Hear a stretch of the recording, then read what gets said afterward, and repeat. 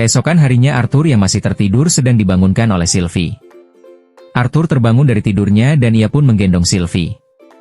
Ia jadi teringat dengan Tasya dan ingin mengetahui apa yang sedang dilakukannya saat Arthur tidak ada. Arthur mencium bau busuk dari Sylvie, dan ia membawa Sylvie ke kamar mandi bersama untuk dimandikan. Mereka pun beres mandi dan Arthur menyemangati Sylvie yang murung habis dimandiin. Lalu tiba-tiba ada yang mengetuk pintu. Saat dibuka ada Ellie yang mengucapkan selamat pagi berdiri di depan pintu kamarnya. Arthur tersenyum riang pada Ellie, mengajaknya pergi bersama. Sekarang mereka sudah berada di tengah kota Sirus. Arthur terlihat agak wah dengan suasana kota Sirus.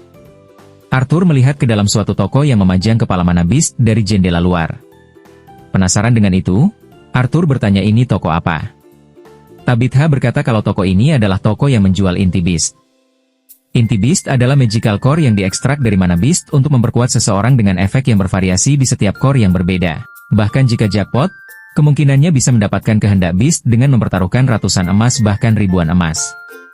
Mendengar penjelasan Tabitha tentang betapa mahalnya benda tersebut membuat Arthur sangat terkejut. Berkata dalam batinnya kalau dia merasa sudah cukup dengan kehendak naga miliknya dari Sylvia. Tabitha menambahkan kalau rumah lelang Hellsteel milik mereka juga menerima inti Beast dan bahkan bayi Mana Beast. Lilia tiba-tiba mendorong Arthur ingin membawanya ke suatu tempat, dan ternyata tempat yang dituju itu adalah tukang pangkas rambut. Arthur tidak mau dicukur, tapi berbeda pendapat dengan ibunya kalau rambut Arthur terlihat sangat jabrik membuat dia harus dicukur.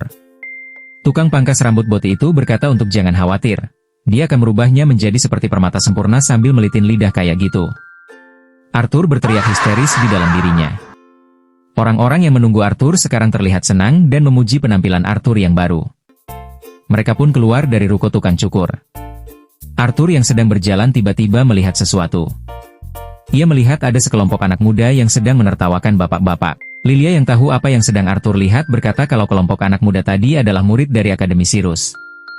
Seragam Sirus dianggap semacam simbol status, dan hampir dianggap seperti bangsawan di sekitar Sirus. Tiba-tiba perhatian Arthur tertarik pada sesuatu. Saat Alice memanggil mereka berdua, Arthur sudah pergi seperti anjing. Melihat itu, Alice tertawa melihat putranya yang biasanya terlihat tenang dan dewasa bertingkah seperti itu, sedangkan Tabitha merasa lega kalau Arthur bisa bersikap seperti anak-anak setelah melihat kemampuan Arthur dalam sparring kemarin. Mendengar perkataan itu membuat mereka mengingat peristiwa kemarin bagaimana ekspresi Arthur. Arthur tiba di suatu toko senjata dan terlihat takjub. Ia mulai ke sana kemari untuk melihat senjata-senjata dan armor yang dijual di toko tersebut. Lalu ada dua orang bapak-bapak menegur Arthur, berkata kalau tempat ini bukanlah tempat anak-anak. Bapak-bapak yang berlaga seperti bangsawan ini mau memegang pundak Arthur mengajak Arthur pergi keluar dari toko.